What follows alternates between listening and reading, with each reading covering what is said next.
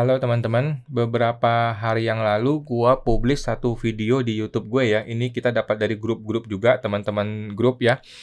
Ada orang yang protes atau mungkin curhat ya ke media sosial mengenai diduga oknum pajak melakukan pemerasan dan sebagainya ya. Kita sangat prihatin mengenai kejadian ini dan gua akan langsung menonton secara utuh dan memberikan respon gua terhadap video ini ya. Teman-teman tinggal lihat aja di video gue sebelumnya, sudah kita publish secara utuh. Sekarang akan gua kasih komentar gua ya mengenai kejadian dari bapak ini ya. Langsung kita share ke teman-teman semua aja. Ini adalah videonya.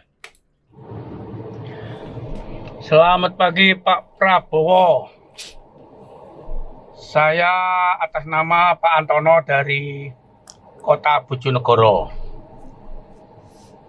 Saya merasa kecewa dengan Bapak Presiden Prabowo. Karena apa, Pak? Pegawai pajak khususnya Pratama di Bojonegoro itu sewenang-wenang. Asal ngitungnya, asal seenak udelnya itu, Bapak. KPP Bojonegoro ya? Oke, seenak udel, sewenang-wenang. Ini kasar banget dia ya. Masalahnya apa ini ya? Mari kita nonton teman-teman.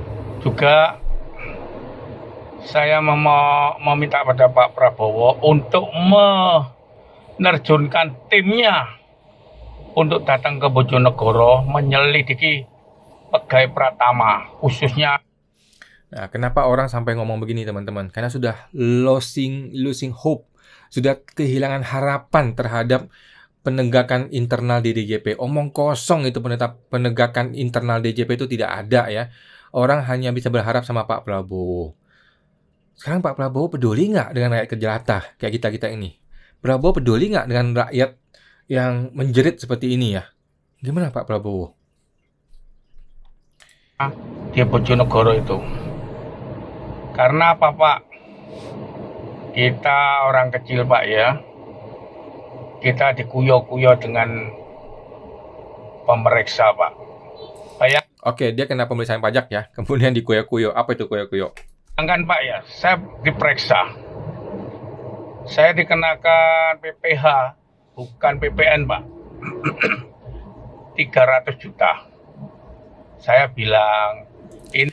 Oke, 300 juta ini masih angka yang wajar menurut gue ya. Bukan wajar maksud gue, ini masih angka yang belum oknum ya kelihatannya ya. Kalau 300 juta ya. Karena kalau di Jakarta ya 10 miliar ke atas kalau di Jakarta ini ya. Tapi ini kan masih di daerah, di Bojonegoro 300 juta.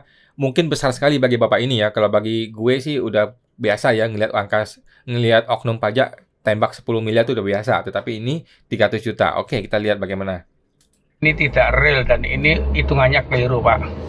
Oke, jadi menurut wajib pajak, hitungannya keliru. Nah, jadi gini teman-teman ya, ketika petugas pajak menyatakan sebuah angka, dan ketika wajib pajak menyatakan angka itu salah, maka terjadi dispute, terjadi perbedaan pendapat. Nah, seorang pelayan pajak yang benar, harus paham bahwa masyarakat tuh nggak semua paham pajak. Masyarakat tuh nggak semua ngerti pajak. Oleh karena itu, kalau si petugas pajak merasa diri dia benar, dia harus mengedukasi, harus mengayomi, harus melayani. Oke, menurut pendapat wajib pajak begini, menurut pendapat gue begini. Mari kita bicara hukum. Hukumnya bagaimana? Itu yang seringkali tidak dilakukan oleh oknum petugas pajak. Oknum petugas pajak, pokoknya gue bilang 300 juta. Kalau lu nggak sepakat, lu naik ke pengadilan. Begitu oknum pajak ngomongnya. Kan bangsat ya, begitu caranya teman-teman ya. Nah, seorang pelayan rakyat harusnya mengakomodir. Apabila rakyat sudah keberatan dengan angka yang dia sebutkan di pemeriksaan pajak, harus terjadi pembahasan dengan benar, diteliti, diperiksa. Tetapi di lapangan, oknum pemeriksa pajak tidak melakukan itu. Di lapangan, oknum pemeriksa pajak cuman bilang, pokoknya angka gue benar, kalau lu nggak bisa buktikan gue salah, lu naik ke pengadilan keberatan silakan. Tapi siap-siap 30% kena tambahan denda. Kan mampus kayak digituin sama oknum ya. Terus akhirnya dia pulang. Pulang itu 3 minggu kemudian datang, menyodorkan surat. Dengan nominal tidak turun, tambah naik, Pak. Menjadi 7 miliar 185 juta.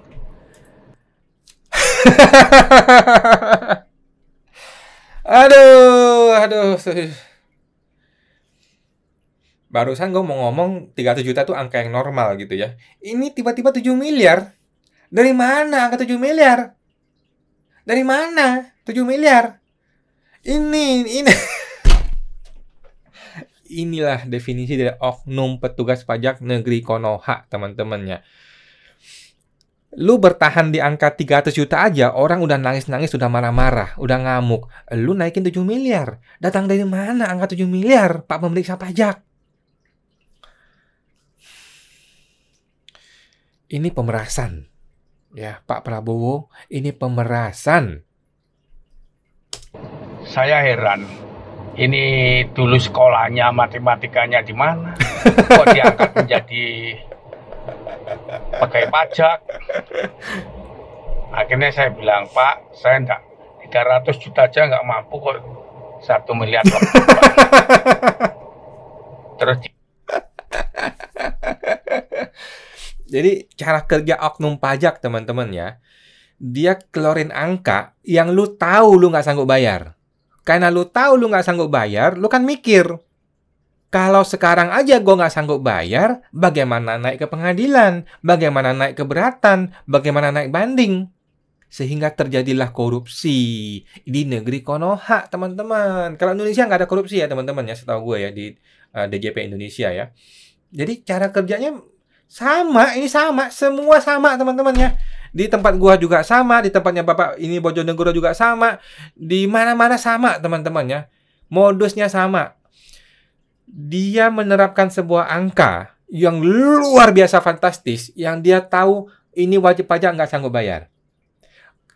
Ketika wajib pajak tidak sanggup bayar, cuma ada 2 pilihan. Pilihan pertama adalah melawan, pilihan kedua adalah negosiasi. Kalau negosiasi kan orang pajak pasti tanya balik, lu mau kasih gua apa untuk negosiasi? Terjadilah korupsi. Kalau mau ngelawan, panggil pengacara pajak aja udah berapa duit, bos? Ini 7 miliar nih. Kalau pengacara pajak minta 10%, udah 700 juta. Lah tadi 300 juta aja dia nggak sanggup. Gimana mau bayar pengacara 700 juta?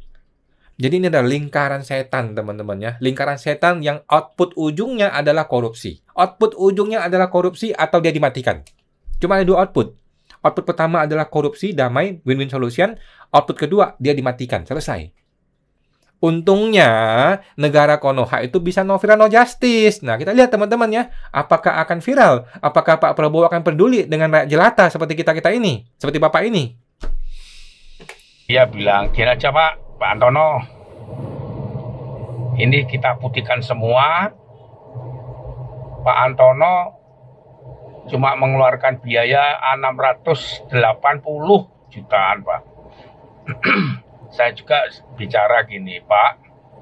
Kalau andai kata saya punya uang, saya juga tidak akan memberi Bapak atau memberi peluang untuk orang-orang korupsi seperti Anda ini. Berarti Anda ini bajingan, bandit, bersepatu dan berseragam. Sampean dilindungi payung hukum, Pak. Kalau saya dikejar-kejar hukum, suatu misal bayar pajak telat aja dikejar-kejar seperti maling saya ini. Tolong Pak Prabowo, sesuai janji dan slogan Bapak sebelum dipilih menjadi presiden. Awalnya 300 juta. Kemudian naik 7 miliar. Kemudian uang damai 600 juta. Memang bajingan, teman-teman ya. Memang bajingan. Bagaimana ya gue mau merespon ini ya?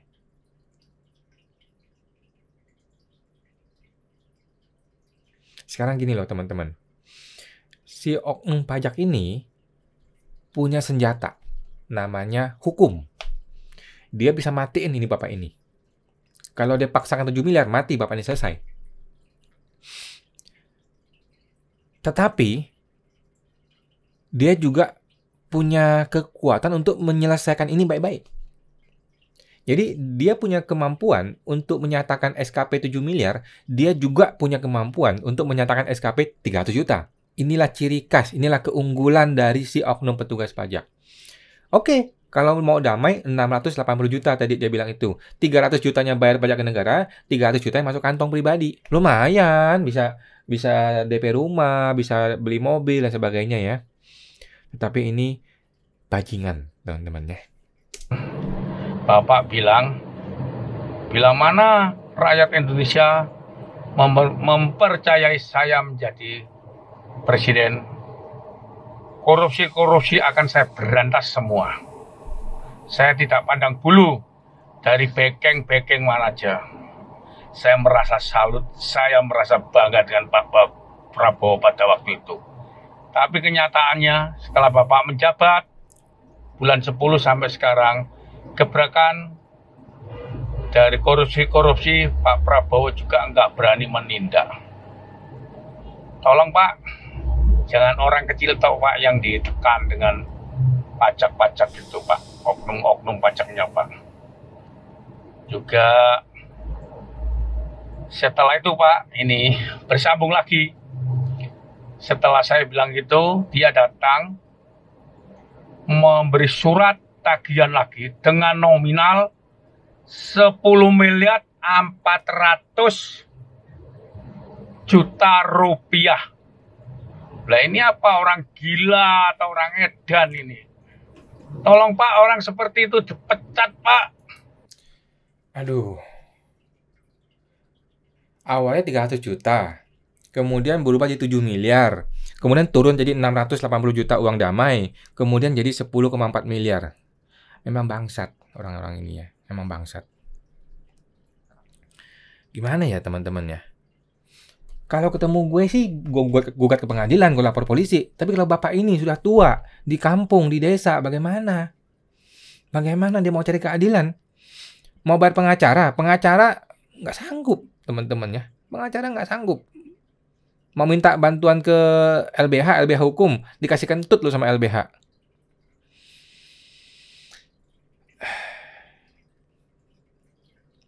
Jadi cuman bisa no viral no justice teman-teman ya, nggak ada pilihan lain. No viral no justice, hanya itu yang bisa kita lakukan sebagai rakyat jelata. Bagaimana ceritanya? 300 juta jadi 7 miliar, turun uang damai 600 juta, naik lagi 10,4 miliar. Ini bajingan, bangsat, anjing.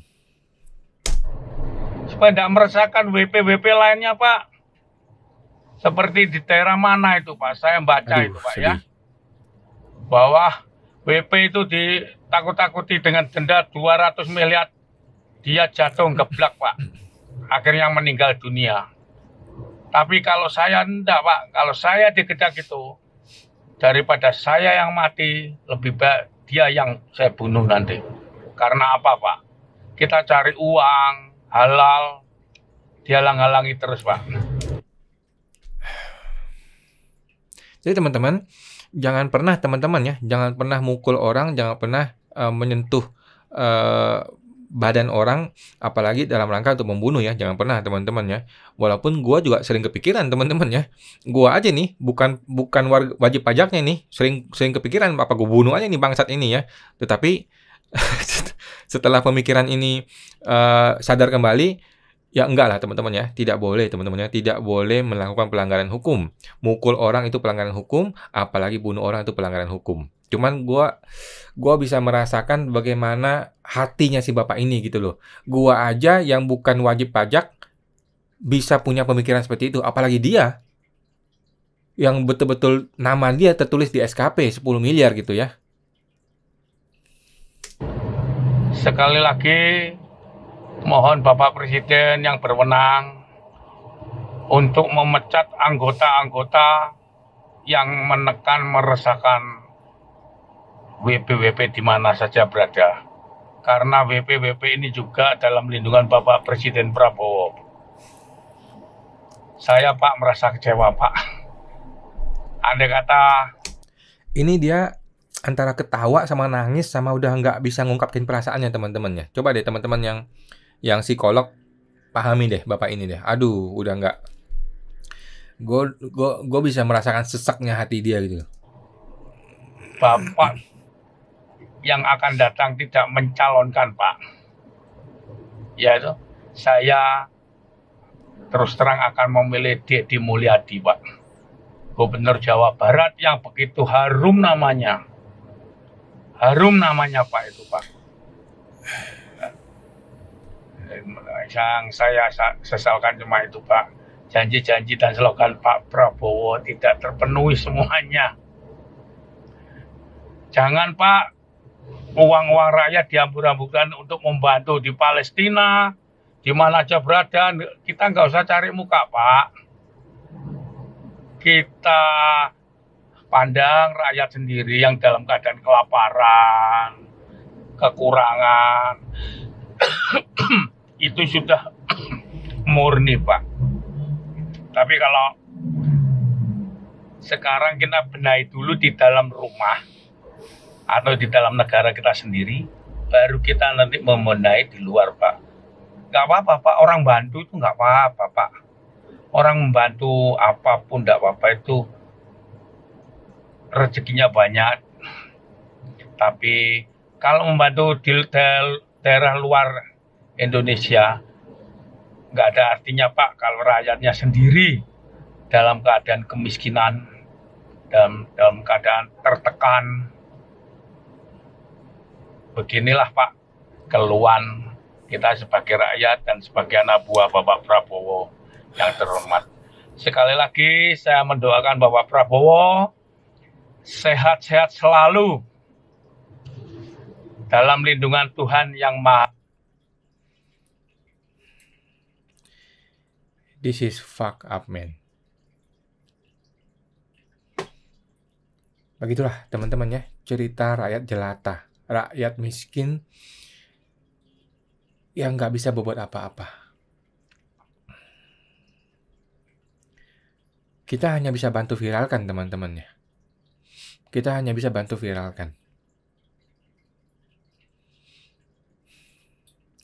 300 juta nggak sanggup, naik jadi 7 miliar, nggak sanggup, ditawarkan uang damai 600 juta, nggak sanggup, naik jadi 10,4 miliar. Apa-apaan begitu? Negara apa begitu? Nggak ada hukum itu. Jadi percuma kita kuliah pajak tinggi-tinggi, teman-teman ya. Kalau caranya begitu. Buat apa lu sekolah brevet, kuliah USKP, jadi konsultan pajak tinggi-tinggi sekolah, kalau angkanya dipermainkan dengan cara seperti itu oleh oknum pajak? Gimana ceritanya angka bisa berubah-ubah? Udah teman-teman ya, silakan teman-teman bantu kita viralkan saja ya. Siapa oknumnya nanti kita akan cari, teman-teman ya. Kita akan cari supaya bisa tahu nih siapa oknum sebenarnya, siapa pelakunya. Jangan-jangan ini satu sistem yang sudah berjalan dari bawah sampai atas. Matilah kita semua kalau begitu. Oke teman-teman, sampai jumpa semua teman-teman.